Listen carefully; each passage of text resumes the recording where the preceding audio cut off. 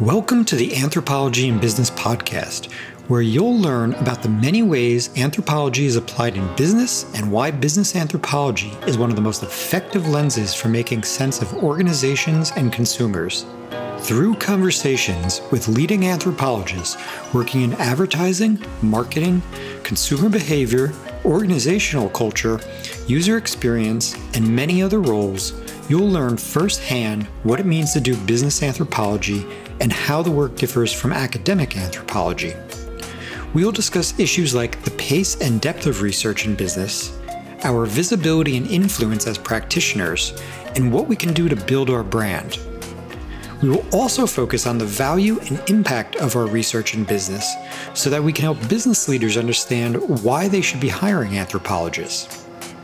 I'm your host, Matt Artz, a business anthropologist specializing in design anthropology and working at the intersection of product management, user experience, and business strategy. Let's get started.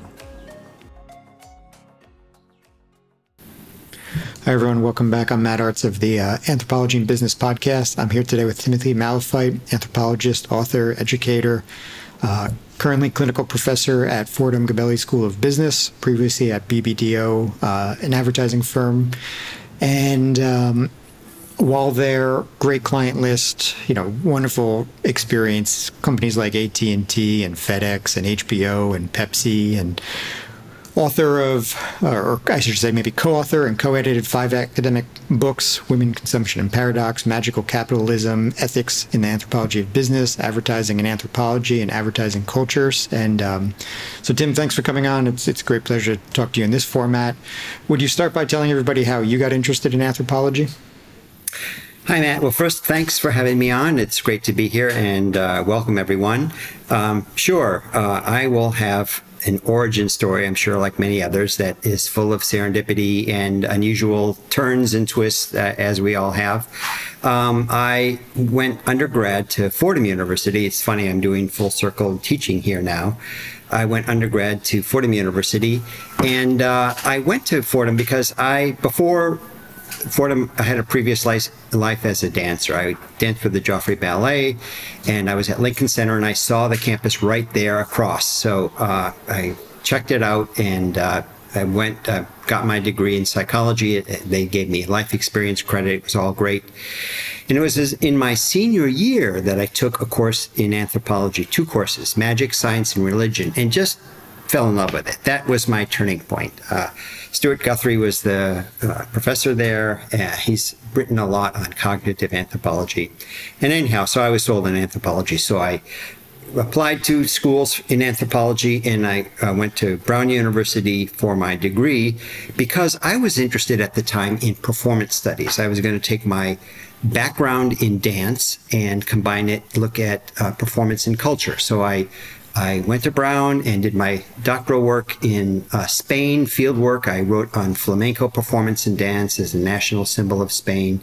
Nothing to do at all with business. Of course, here comes the big twist, the anthropological turn, or the business turn, as they say. So I graduated from Brown, had done well in Spain, got a Fulbright to go there, study again, flamenco culture as a representation of performance and culture in Spain.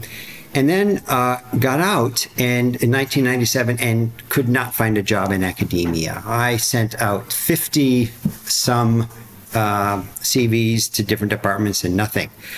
So it just so happened that I sent a resume to a recruiter in New York City. And I remember this. I sent out anything and anything that I could, and he contacted me back and said, "Hi, I want to, I'm interested in you." He said, "First of all, your resume is terrible. It sucks. You have to redo this, So I didn't know about writing a good resume. He helped me with that.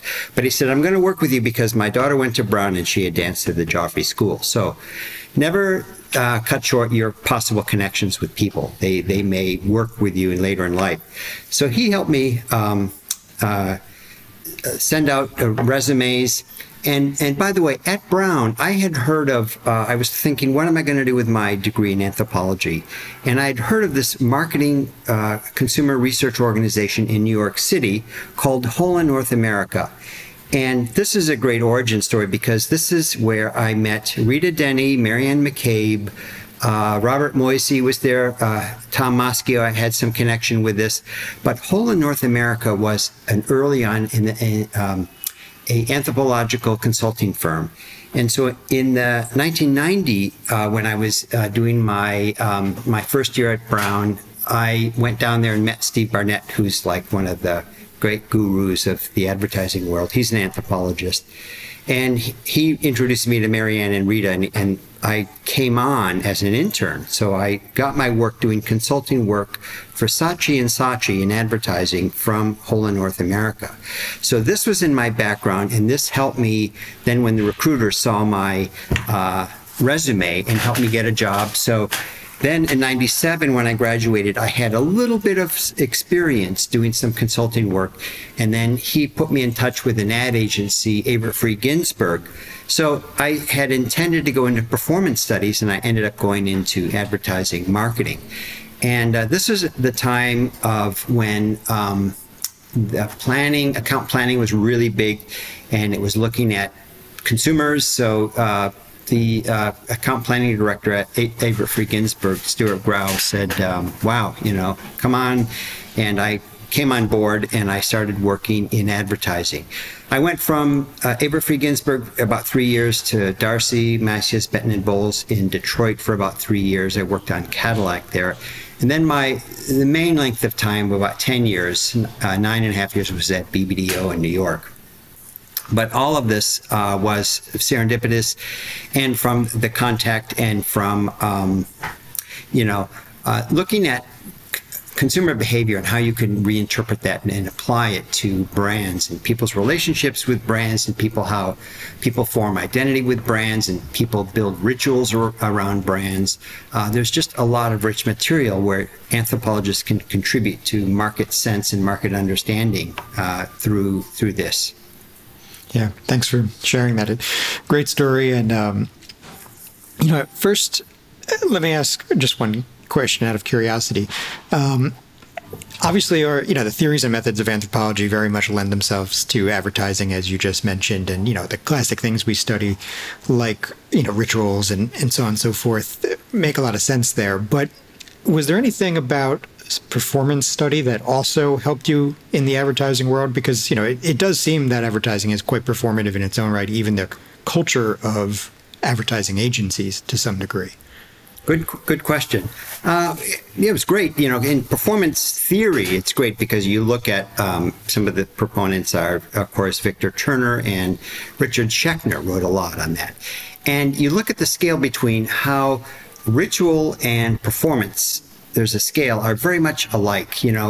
In ritual, it's getting things, passing the certain sequence, getting things done that are exact. In performance, it's how you do it, how you come across. It's the aesthetics of how you perform. So both in the process, as you described, advertising itself is about trying to persuade audiences that there's an affinity, they need this brand, that there's something that they can benefit in your life. So writing research and then adapting it to the creative directions was helpful there to try to make it more performative, as it was looking at the rituals in people's lives and the sequences of behaviors that where brands could fit in. So it was helpful, anthropological background, to look at people's lives in terms of what rituals you could adapt, or brands could adapt, like getting ready in the morning was a great example. When I came in, one previous example was like we had one client that was deodorant, women's deodorant, Gillette, and then their deodorant for women. And they looked psychologically at how women thought about the sense of smell, what appealed to them, how they wanted to, what motivated them to put on fragrance, and how they wanted to appeal to others. But it was really neat when we did ethnographic work and we said, no, let's not take that putting deodorant out of context. What's that whole getting ready ritual, the beauty ritual, if you will, of getting ready in the morning or going out in the evening.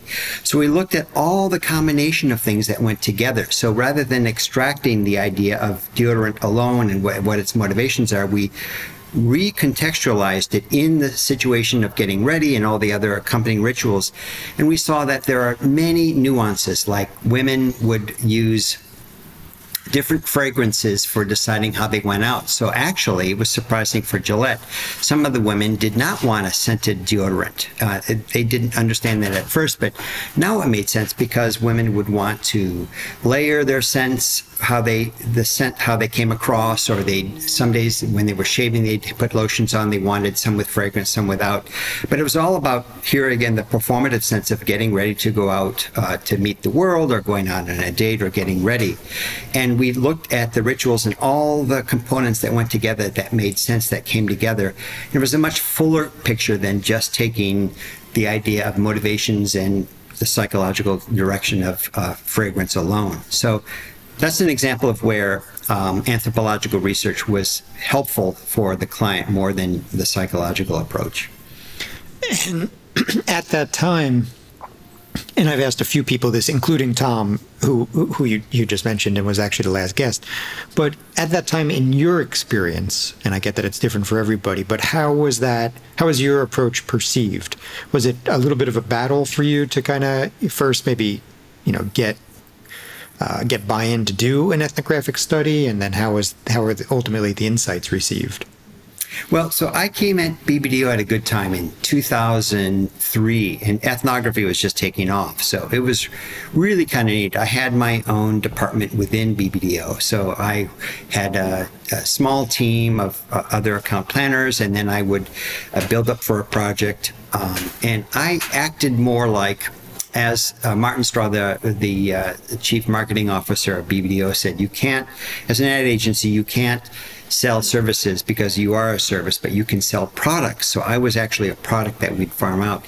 And ethnography was on the rise. It was really popular. We would compete against other firms like Tom and against Rita and so forth. But because we were inside, we could take our insights and work along with the strategy team and work along with the creative team to help build further. It wasn't just a one-off. It was something that was built into it. And did we have trouble with the client, as you're asking? Did we have any pushback? We always had to incorporate, the psychology and Maslow's hierarchy of needs was always such a dominant thing. We always had to, you couldn't dismiss it. And I got in trouble once with a client. You talk about your success stories, but then you have your bad stories when the client had done a segmentation study and demanded that, the women who were buying, this is for Pizza Hut, women who were buying pizza, mothers who were buying pizza for the weekend were either pressure cooker moms. I remember this name. This was the name of the segment. They were stressed out and they wanted a quick fix for dinner, or they were time off moms and they were planning for a nice whole meal together. And when we came back, Marianne McCabe helped me with this research. I had hired her for this. And when we came back and said, well, it's not either one typology or the other. Women could be both, it depends on the weekend. They didn't like that. So you're always having to work within the models of what the client has. And remember, whenever you're coming to a project, this is one thing I learned in my advice to others, is that there's always been research done before. You might be a new thing coming in and you come in with new ideas, but you're always building upon past research and past ideas and past thinking. So you have to, as best as possible, assess where the client is, what they're thinking, and work with that. Not try to say, well, that's wrong or that's off, but build from that. So to your point with the psychological stuff on deodorant, we didn't say that was wrong, but we said, how can we take this idea of deodorant and fit it into the larger ritual? So we included the psychological ideas of what women liked out of fragrances and what the motivations were. And we included that in the ethnography. That seemed to work. And now you've written, so already we've used the word ritual many times, and you've written extensively about ritual and magic. And just curious, when you would write up your report and present your findings to the client, would you talk about something like ritual, a classic anthropology concept, or did you couch that in more business language? Good question. Always take these ideas, and I don't want to say simplify, but make them palatable. So I would not bring in Van Gennep and Victor Turner and their stuff on rituals, but talk about how, like in ritual, the idea of liminality is a really great idea that marketers can really capture, this in-between state. And when you can tap this into, so again, tapping into existing frameworks that marketers already have. And what's really big in marketing right now is the consumer journey, experience journey. So people move from awareness to interest to checking things out to action, to buying, and you look at the sequence. So how can you take your ideas and couch them in terms of these the models that are already given, and this is where you take the client's learning and try to fit your understanding within the models that they have, so that then makes it palatable to them. So I would not bring in high ideas of ritual, but talk about how rituals, work. Liminality works as a framework when you're trying to decide. You're bringing in new options. It's a stage in life when you're maybe moving around. Marketers love the idea of different stages in life. So this could be a time when people are graduating from college, or they're starting a new job, or they're starting a new family, or they're moving to a new location. So any of these major life events, you can say, well, there are going to be new rituals, and that's maybe an entry point for your brand to get in. So trying to work within the marketer's models and then introducing some of these ideas and taking something like ritual and make it, again, fairly simple, talk about in several steps, but not too theoretical. Got it. If that makes sense. I'm certainly going to come back to ritual and magic, given your writings, but just to maybe stay on the concept of working with the models of others. When you were leading your team, were they all anthropologists, or were they, various social scientists, all who would have their own perspectives and models? Well, so within the agency, we had account planners. I worked with several. It's really nice. Yulia Grinberg was at BBDO, and she was one of the people that worked on a lot of my projects. And she got so interested in anthropology, she went off and got a PhD in anthropology. And now she's a business anthropologist. It's great. You see the influence. But typically for a project, I would have to build it out. So I had contacts of different recruiters that I would, hire. I'd call a recruiter and say, I have these specifications from the client. We have to look for these kind of respondents. And I'd work with other anthropologists like Marianne McCabe, as I said, numerous times. Rita sometimes, Patty Sunderland, I would bring them in for projects. And we typically do 3, 4, 5 different markets, and we'd have different anthropologists in different places, and then we'd come together and compare the work that we were doing and come up with insights.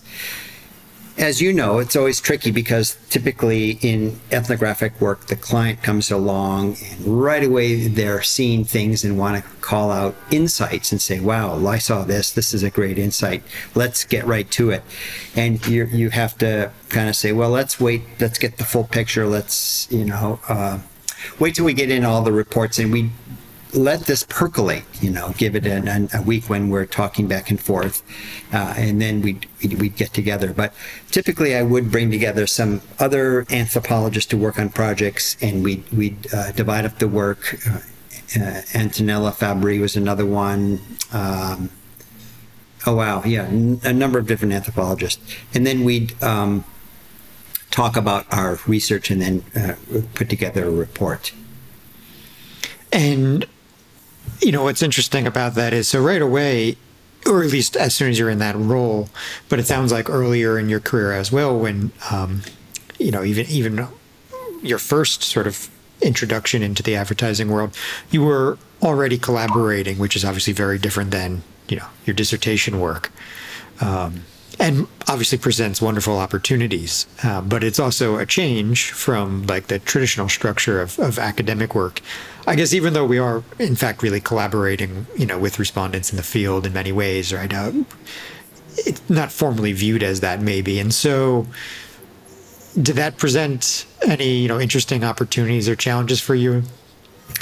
Interesting you bring that up. I think a lot of anthropologists treat research and their work in the field as their sole project. This is my field. These are my people. Possessive about that, and maybe it's a natural fit with me being in the business world, but collaboration is always part of it. You're mentioning the books that I've worked on. Well, typically they're collaborative efforts. I love working with another person, throwing off ideas, putting things out. Not that you can't write alone. I've written a number of articles solo, a lot of that, but the idea in business is that you're always collaborating, and I learned that in advertising. You're taking strategic ideas, you're planning out ideas, and people bring in different perspectives. Then you're moving from a strategic idea to tactical ideas. Then you're working with different creative talent, and you're looking at this process. So it's always going to be different people having different inputs and how this comes together. Always in agreement? No, not at all. There's conflict. There might be tension, but it's towards a goal, and working through that, I think, really makes a difference. And I think maybe that's one bit of advice that I think anthropologists could learn, is to be more collaborative, because that is the nature. Certainly in the business world, it's always collaborative.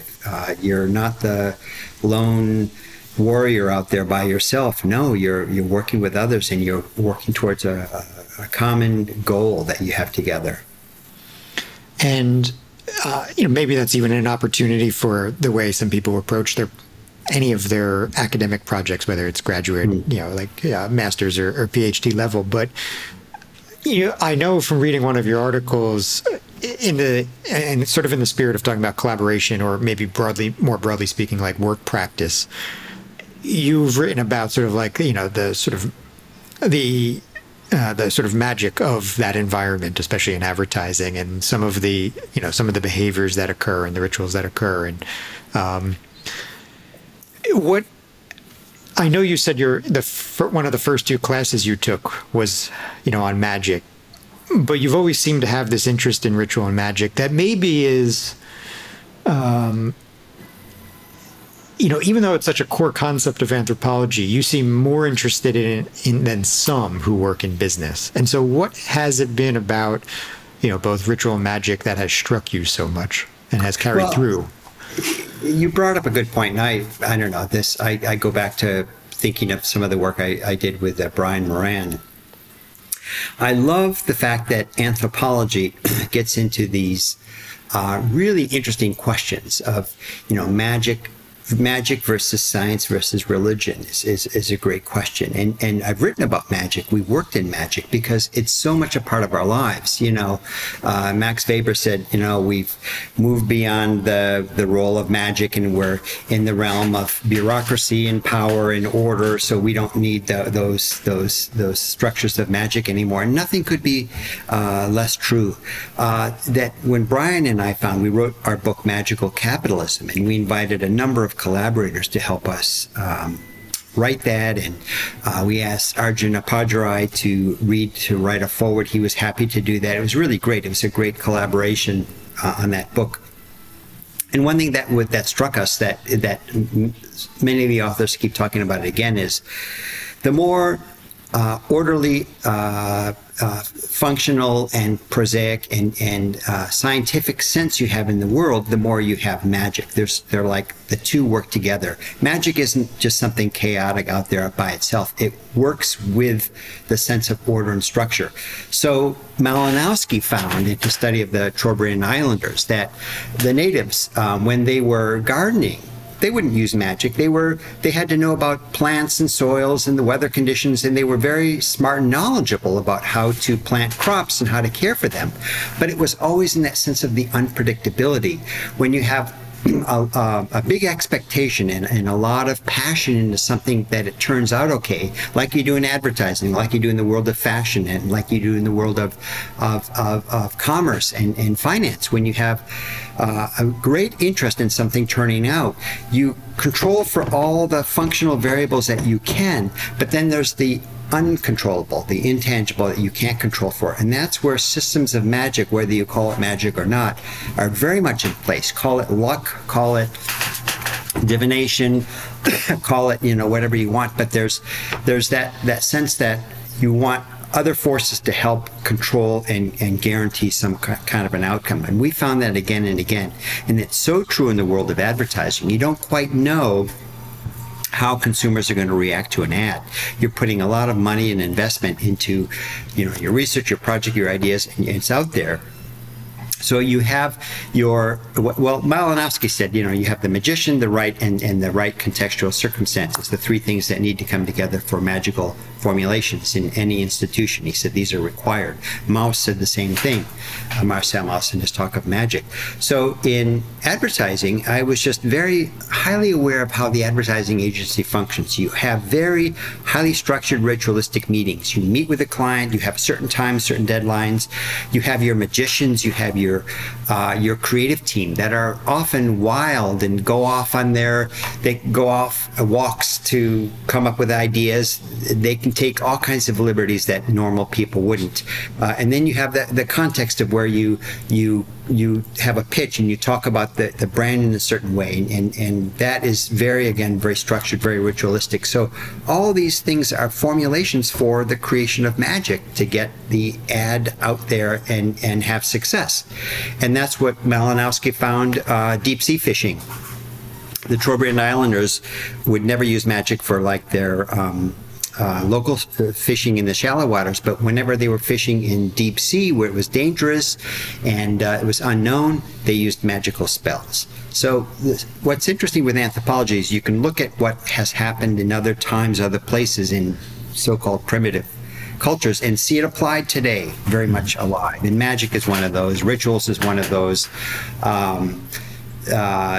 Gift exchange is still something very powerful.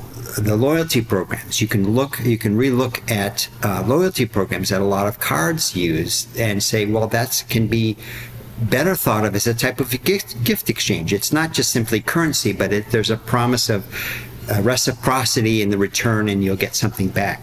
So there's a lot of anthropological theories that are very useful in business.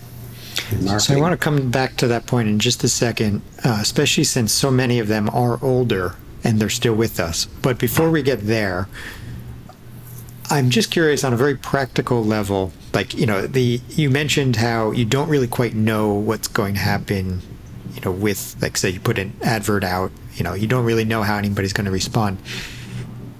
And I get that this would be so different across every organization and every practitioner, but in your experience, how well did your research line up with the outcomes that you often got? And I know you're not going to be able to pick like, an accurate number, but just roughly, was it really, aligned, or was there still a fair amount of times that it deviated from what you expected?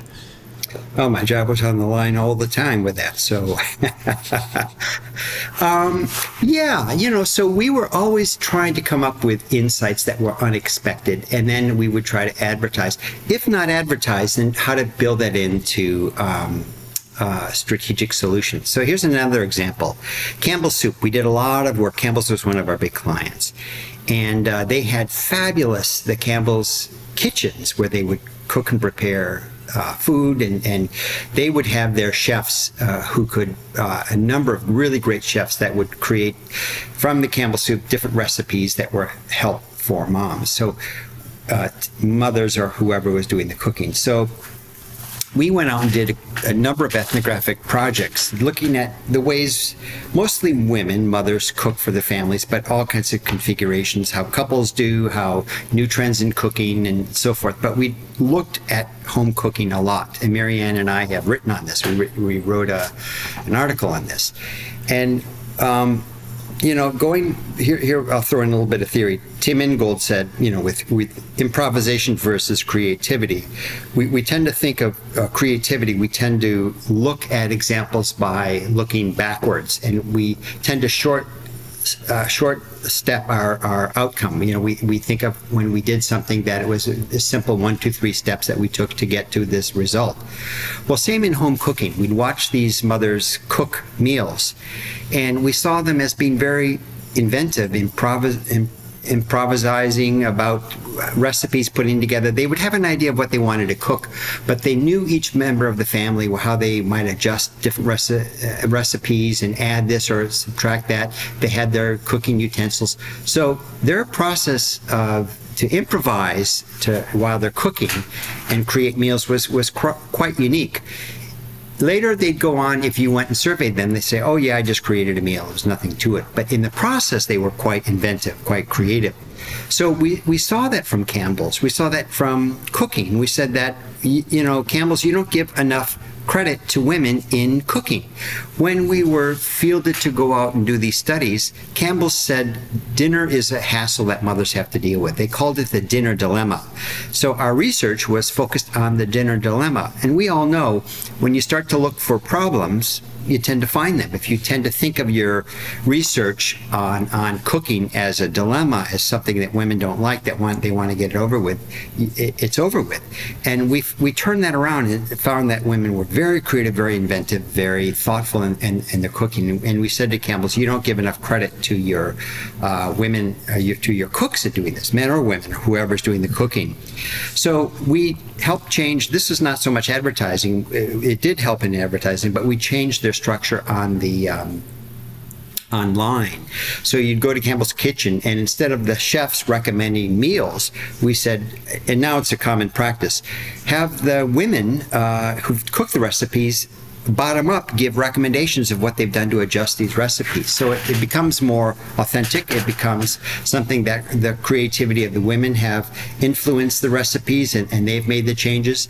It changed the whole dynamic of the website and how you look for recipes, because we were validating women in cooking and their creativity rather than looking at something as just simply a dilemma to get done. So again, ethnographic work, looking at anthropological theories are very, very helpful for here. This was great, looking at concepts of creativity.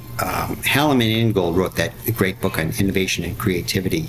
That's, I think, 2007, Berg. That what was great in our thinking, because we said, if you reflect back, you're going to look at something one way, but if you're in the process of doing it, you're improvising, it's very different, and it's much more creative than often you give credit to. So we were making that credit known, and we helped Campbell's change their website, and it was much more successful.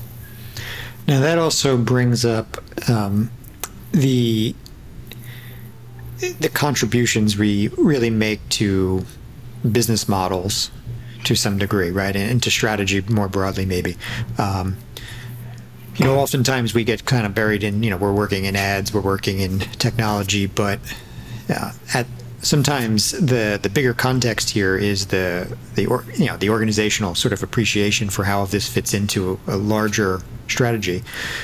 And so, you know, I know some of your work has also, you know, certainly pointed in that direction for sure. And I know, you know, Bob, who obviously wrote Advertising and Anthropology with, you know, we've talked about this, and I know he has similar perspectives, but we, I think, collectively feel like anthropologists can contribute a lot more to strategy than maybe is appreciated, or maybe than we overtly say that we do.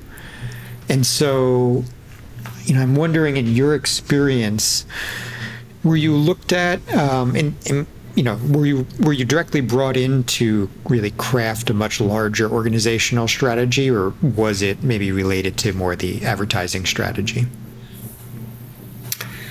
Good question. It's funny, after time, you know, 9-10 years at BBDO, more of my work, and you know, I teach this now, more of the work got into higher up strategy. So Campbell's is a good example. I did a lot of work with them, not just in advertising. Advertising's communication strategy, as we call it, is part of the larger marketing strategy, and that then you have your strategic business units, whatever your units are at Campbell's Soup, you know, whether it's the type of soup that they have, the type of food that they have. That's a larger, higher up order of looking at your business plan, your marketing, your strategy overall. And I was brought into some more discussions about how you can look at consumer behavior, and again, you're wrestling with the client sometimes who follow segmentation targeting and have specific categories that they like to put the consumer in. And sometimes you're working with the client, but you may say, culturally, people are not just stuck in a category. They can move back and forth. They're not this type of mom who's always under pressure. They might have a relaxing time, and you're trying to build that into their strategy. So back to the question of how that works with higher up strategy. Sometimes that you would be pulled into, sometimes I would be pulled into larger corporate strategic initiatives like Campbell's, and how we might look at consumers in different types of ways, always looking for new ways to try and understand your consumer. Then this whole idea of storytelling came along, and the consumer journey came along, and how narratives fit into that. So, that's, I think, where we are now. I'm going to be teaching a class in next week starting, and we're going to be talking about the consumer journey. And marketers are very interested in that. Companies are very interested in that. Is that something that is top-down enforced by marketers? Is it something that, I throw out some words here, paradigmatic view of looking at the way you have categories and you're trying to create, the whole consumer journey from awareness to interest to consideration to purchase. Is this something that marketers have and then force fit the consumer in? And my point of view is, are we wrestling with that? Sometimes we are, as anthropologists, trying to say, no, let's look at consumer experience from an ethnographic point of view. There's a flow and a processual way of people living life that doesn't fit neat categories. So you might be helping them by taking what you understand the consumer experience and fitting it into these buckets of the categories of the journey as they see it. That might be useful for them. Is it true to the consumer experience? I think that's where we're always trying to wrestle with. Is that really what people are experiencing, and how does that reflect on what people are actually, how they're consuming products and brands? I don't know if that makes sense. Yeah, no, thanks. And so you, there you mentioned your teaching. So maybe, we'll use that to sort of pivot forward. So you're teaching in a business department, which it seems like many business anthropologists actually end up doing. Few of them seem to teach in anthropology departments. Now that's, there's, I guess, opportunities and challenges there. I guess one problem is we're not necessarily having much influence on anthropology departments, though I think we know that can be challenging at times. The opportunity, though, is that we are actually sharing anthropology with students who might not learn it otherwise. And though they might not be graduating as anthropologists, you can at least make the argument that maybe they'll view the world a little bit more anthropologically. Yes. Concepts, holism, right? And so now that you're teaching in that department, was there anything that led you to the business school? Let me first start there. Well, when I was at BBDO, I first started teaching at Parsons School of Design. They had reached out to me.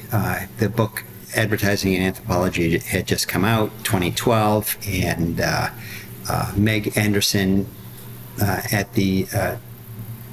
she was the chair of the Department of Design and Research Methods, asked me if I wanted to teach, and that was great. It was interesting. The design folks loved ethnographic methods, and design research methods worked very well there. It was Fordham that then I came in contact with. That was also very serendipitous.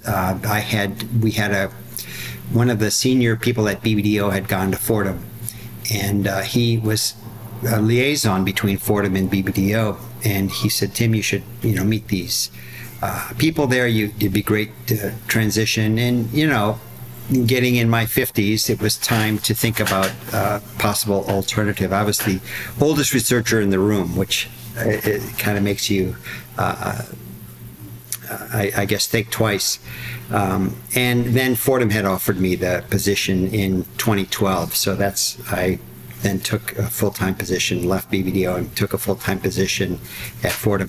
Still with contact with BBDO because we have an internship exchange between the schools. But yeah, I really like this shift. It's really great. And as you said, as you mentioned, there are probably quite a few other anthropologists teaching in business schools more than anthropology departments. And it's, as business has changed, and Fordham is a school that really emphasizes business with purpose. It's a Jesuit school that has the whole premise is their Latin, the cura personalis, is to care for the whole person. So right away, the business school is different from a lot of other business schools in that it tries to teach a more ethical direction, ethical stance towards for its students. And anthropology just fit in. They embraced a lot of the teaching that I have, and a lot of the students become very interested in anthropology, which is really great. They want to know more about, this whole idea of what we have these metaphors, speaking of stories and narratives of progress, and business is about change and progress, and it's very linear and forward thinking. So it's really, you're working with students that try to say, no, look backwards sometimes, look sideways. I think, Gillian Tett said that best, that lateral anthropologists are good at lateral vision.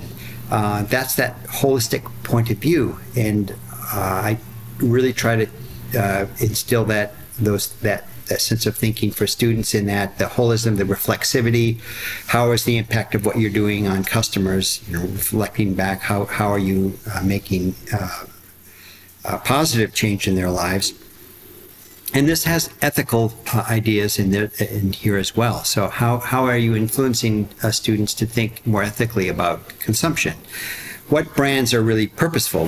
How can brands add value in people's lives? And I have to say, I got that well from BBDO. I think that's still a criticism that a lot of anthropologists have of anthropologists in marketing. Do we really need all these goods and items? But you find out that, Daniel Miller said this best, that products and brands are part of our lives. It's how we construct identities. It's how we build relationships. You can't not be without products and services in our sense of care and exchange with other people. So I like to see the role that these brands can have, and how can you make that best. When a mother's cooking a meal using Campbell's products, she wants to cook the best meal possible. And I'm looking into that and trying to help her and help Campbell's understand what that is about. So those are the kind of things that I want to teach students, and I want them to pass on. They're going to be the future leaders in business. And I'm really happy that they're interested in anthropology and EDIC and EMIC frameworks. We use this a lot. That's very helpful. That's a great way to identify a way of thinking. Very, very helpful. Concepts of reflexivity, holism, the member's point of view, all these kind of things are good ways to look at understanding. And I typically take students through an exercise, the first class is, how do you learn to navigate the New York City subway system? And I say there are EDIC markers. You can look at when the train is arriving next, and there are subway maps that tell you how to get around the city, where to go. But emically, you learn things like, even though you're sitting in close proximity to other people, you don't look at other people, you don't typically talk to people. Pre-walking, if you want to get off at a certain destination, when you get on a train, you walk down the platform to get on the train. Then when it lets you off, you're right there. These are things that we learn emically. We learn how to adapt to a system, and it is a contextual system where we learn a cultural system. So these are useful for students, and I think it makes them better, hopefully better business leaders. So yeah, it's really great teaching at a business school. Yeah, and now all the concepts you just mentioned, and this goes back to my earlier brief point, they're sort of the classic concepts of anthropology, and they've stuck around for a reason, right? They have value. They've proven to be true. They have value. Very useful. But it doesn't seem like we've had anything, modern that has gained as much attention. And as somebody who writes a lot yourself, and I think I'd say has a strong interest in theory. Do you have any thoughts on that? I mean, do you see is there a gap today that we're missing? Is there an opportunity there that, that we could be doing work in a certain area maybe, and or is it just the way that maybe anthropology is practiced today? Maybe because of even agreements we have at work that we can't contribute back so much because a lot of the information because of intellectual property. I don't know. Any thoughts at all on anything in there? Yeah, Matt, you're right. I think we use a lot of, as you said, these were older, familiar concepts. What's new that we can teach? And I think there really is. I'm really interested in the whole new digital anthropology, that the way things are going. And I think the role of technology and change is really fertile ground. I know this is your area. It's really a huge direction for anthropologists. And, I just finished reading an article in this, I mentioned this book earlier, Digital Anthropology. Sarah Pinkat talked about the role of technology in anthropology futures. We talk about anthropology futures, which is similar to design anthropology. And, we can look at the role of technologies and how influential they are, because they're non-predictive, take a non-predictive stance. We really don't know. We think a technology is complete. We think it's something that is finished, but really all technologies are really ongoing. There's something that are developing. There's a contingent sense of technology. An example, this is something we wrote about this in our magic book as well. This is just an article just a couple of weeks ago in the New York Times. And it was about the problems that Google Maps, and I guess they also own Waze, the problems that they've had with what they've heard reported back from some drivers who've gotten stuck and stranded. For instance, in Colorado, with all the heavy traffic, some of the people are using GPS and Google Maps to tell them alternative routes to take. Well, people take these routes, and what Google Maps and Waze doesn't take into account is the snowbound conditions. So people, even with SUVs, are getting stuck in the middle of nowhere from their device telling them to go on this alternative route. And it tells you that, technologies are good, but they're not perfect. They can't predict what's going to happen with the weather. They don't bring this into the planning for this. And what we wrote in our magical capitalism is people tend to have faith in these GPS technologies. They follow them blindly, even when it goes against common sense. So it's a snowstorm out, the conditions are bad, an alternative road is telling you to go down this windy, twisty road. Well, you'd think you wouldn't take that, but the GPS is telling you to do it, so you're going to follow it blindly. That's really faith in technology, this magical faith. Our example that we used in the book was that this driver was headed, he needed to go to the Reykjavik airport, and he was driving in the wrong direction because he had put one letter wrong. The name of the Reykjavik airport is kind of long and weird for Americans to spell out, and he put in a wrong number. Well, it took him to a fishing village because the GPS was correct, but he followed, even though the signs on the road kept saying, other way for the airport, he followed this. 200 miles later, he was in this fishing village because he said, well, I followed my GPS. And that's, again, this faith in magic. So back to your point, I think there's a huge opportunity for anthropologists to look at the role of technology, the incompleteness of technology. Look at the promise that we had with self-driving cars. Talk with other anthropologists about this. We were by now supposedly going to have all these self-sufficient self-driving cars, but still AI is not good enough.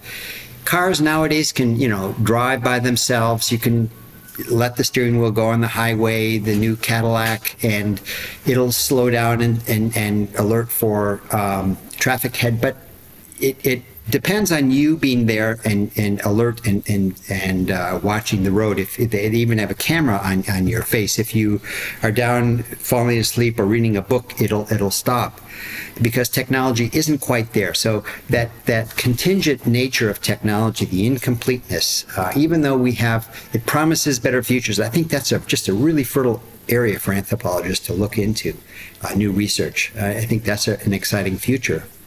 Yeah, interesting observation. And so is there anything that you're working on or that you and your colleagues are working on that you'd like to mention? Sure. So, continue with writing. As I said, I'm interested in this role of technology in the digital. I'm working on a chapter in a book on that. But I do want to have a call out for, we had the seminar, the summit, the Business Anthropology Summit 2019, and working with Elizabeth Bridey, and Ryle Nolan, we're going to be having a career readiness commission, which really is a great workshop for both students and faculty who are looking to get anthropologists looking at how to expand and get careers in the real world. We're going to be hosting an event at Fordham at Gabelli School of Business. That's at Lincoln Center on May 13th. God willing, no more COVID and everything we can do it in person. I think we should be set for this. But I wanted to have a call out for that. So you'll see, I know Elizabeth has some announcements that she'll be kicking around for that. But this Career Readiness Commission, getting students and anthropologists ready for careers, workshops and speakers and so forth. This will be May 13th in New York City, Fordham University, Gabelli School of Business at Lincoln Center. That'll be in May. So I'm looking forward to that. Yeah. And I've enjoyed this time talking with you, Matt, very much. I love the work that you're doing, and you're pushing this forward, getting anthropologists out there and known, and helping them get jobs. This is really what it's all about. Great. Well, thanks, Tim. Appreciate that. And thanks very much for coming on. It was a great pleasure to talk to you. My pleasure. Thank you for listening to the Anthropology in Business podcast. To learn everything you need to break into business anthropology and why business anthropology is one of the best lenses for contributing to business success, visit my website at mattartz.me, where I cover many topics related to business anthropology and beyond. There you will find all the podcast episodes, blogs, and news. Please like, share, and subscribe. See you next time.